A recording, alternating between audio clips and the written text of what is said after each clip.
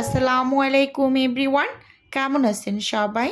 আশা করি আল্লাহ তাআলার অশেষ রহমতে সবাই খুব ভালো আছেন। আজকে আপনাদের সাথে শেয়ার করব একেবারে অল্প তেলে কিভাবে মুচমুচে করে পেঁয়াজু তৈরি করবেন।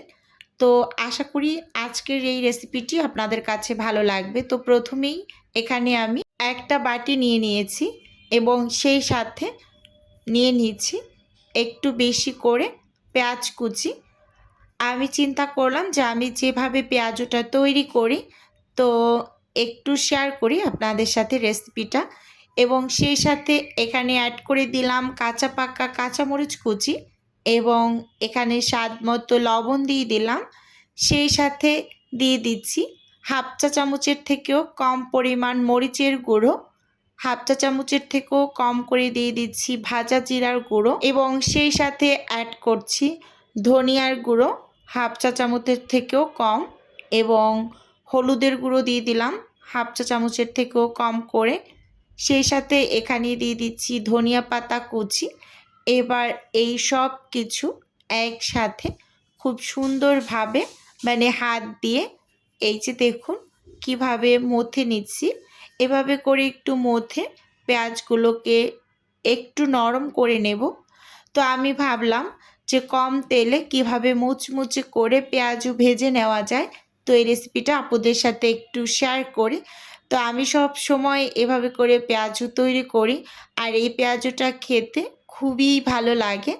আপনারা এভাবে করে ট্রাই করে দেখতে পারেন। এখন যেহেতু রমজান মাস, আমাদের প্রতিদিনই ভাজা পোড়া তৈরি করতে হচ্ছে, তো এভাবে করে একদিন ট্রাই করবেন, আশা করি ভালো লাগবে।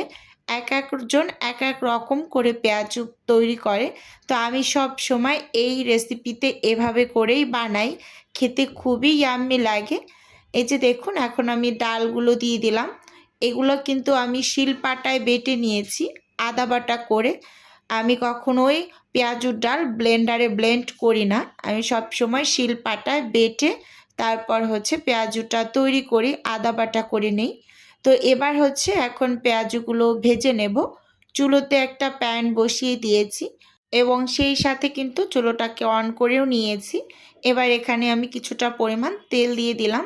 তেলের পরিমাণ কিন্তু অনেকটা বেশি না, অল্প করেই কিছুটা তেল দিয়ে দিলাম। তেলটা ভালোভাবে একটু গরম করে তারপর কিন্তু এই যে এখন পেঁয়াজগুলোকে এক এক করে দিয়ে দিচ্ছি।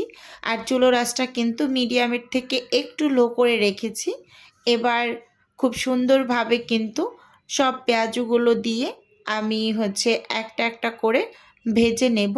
তো আমার কাছে এরকম করে পেঁয়াজু তৈরি করে খেতেই খুবই ভালো লাগে। অনেকে ডুবো তেলে ফ্রাই করেন, তো যারা চান না যে না ডুবো তেলে ফ্রাই করব না, তারা কিন্তু এরকম করে অল্প তেলেও কিন্তু পেঁয়াজু ভেজে নিতে পারেন।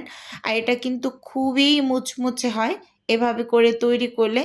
আমি আপনাদের একেবারে কি বলবো, গ্যারান্টি দিয়ে বলছি, এভাবে কেউ একবার তৈরি করে খেলে সে এই রেসিপিটাই ফলো করবে। এইরকম মজার হয় এই রেসিপিটা, খুবই ভালো লাগে।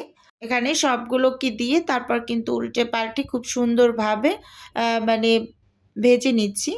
আর চুলোর আঁচটা কিন্তু বাড়ানো যাবে না, তাহলে কিন্তু উপরটা পুড়ে যাবে।